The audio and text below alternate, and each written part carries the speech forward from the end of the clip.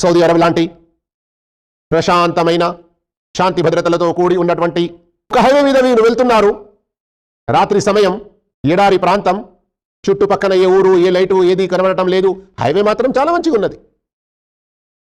Me car of అయిపోయింది.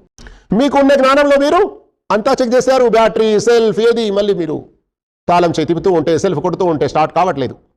ఇక అక్కడ ఆ సందర్భంలో ఇక్కడ ఈ ప్రాంతంలో ఈ దేశంలో 999 లేదా 911 ఈ కాల్ చేస్తే మీకు కొన్ని క్షణాల్లోనే అక్కడ సహాయం కొరకు ఎవరైనా హైవే ట్రాఫిక్ పోలీసులు ఉంటారు, పెట్రోలింగ్ తిరుగుతూ ఉంటారు, వారు వచ్చేస్తారు.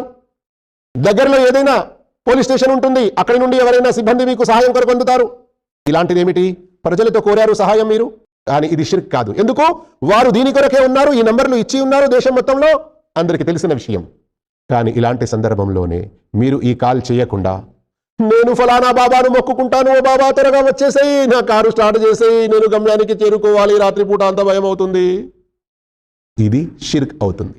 అల్లాహకు మాత్రమే ఏ శక్తి ఉన్నదో ఇలా ఏ ఆధారం లేకుండా సహాయం చేసేటువంటి విషయం, అది మీరు చనిపోయిన వారితో బహుశా వారు అల్లా యొక్క వలియే కావచ్చు, కానీ అల్లా వారికి ఆ శక్తి ఇవ్వలేదు. అలా మీరు వారితో కోరడం తౌహీద్కు వ్యతిరేకం, అల్లా ఆరాధనలో ఇది షిర్క్ అవుతుంది.